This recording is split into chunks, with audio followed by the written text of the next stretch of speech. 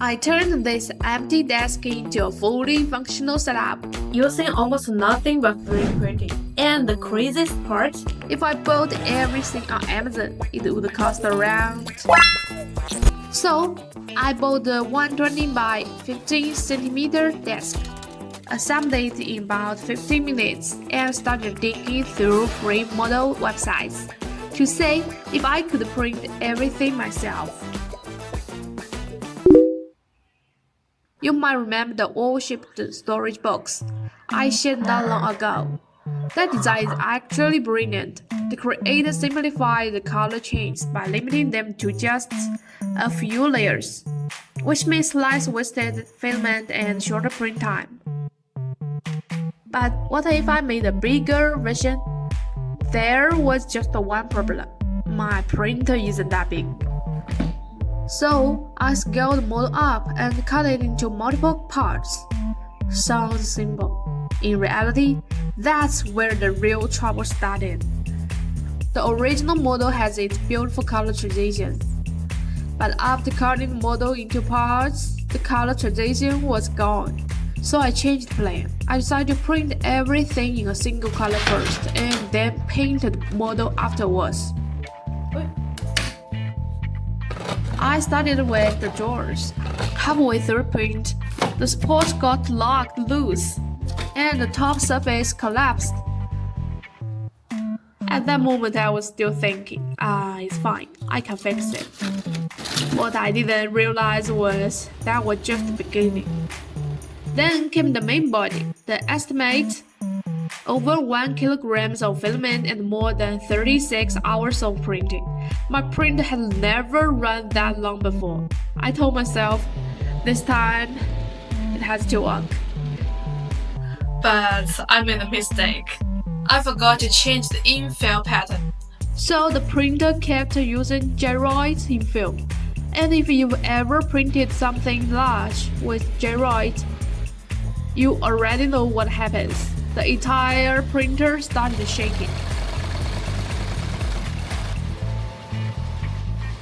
The supports were wobbling, and eventually the prints on the build plan started popping loose. Total chaos. But failure teaches me things, so I made two changes. First, I switched the infill pattern to grid, which reduced the shaking.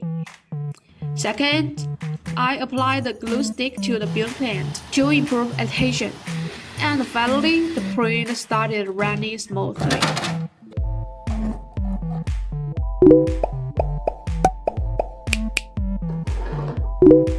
After that, everything fell into place.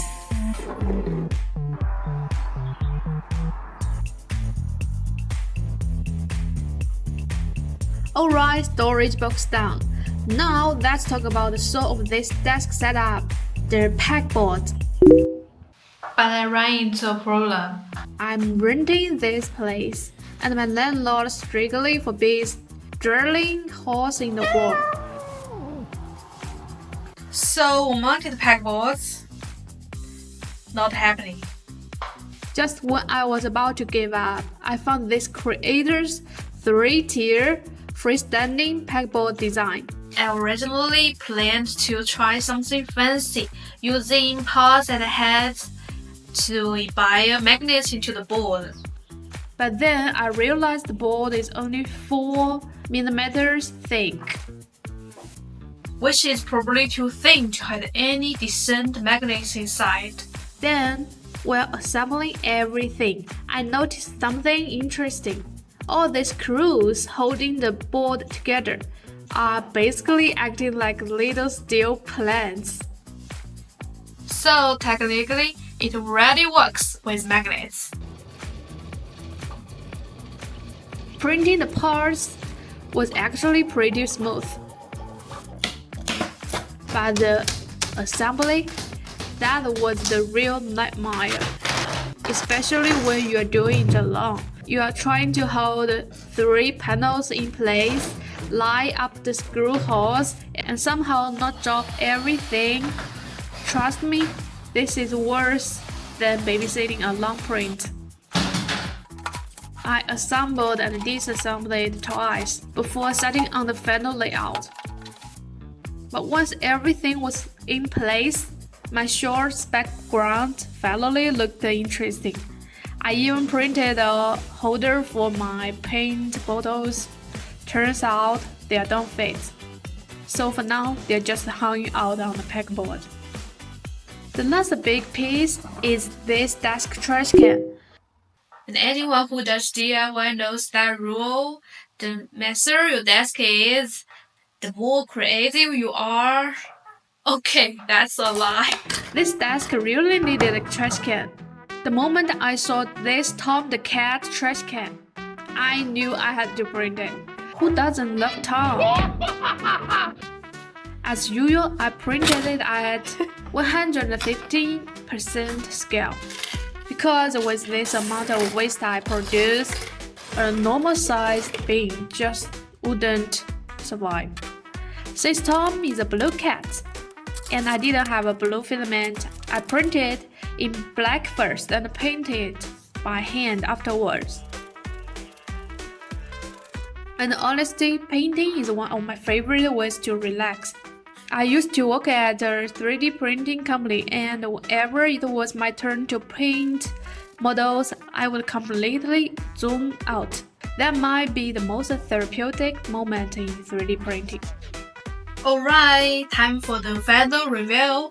All the printed items on this desk used 6.26 kilograms of filament, which comes about $82. Compared to buying everything online, I probably saved around $118. That's not a small number. And what about you? Would you buy everything ready-made or go through all this trouble like I did? Let me know in the comments.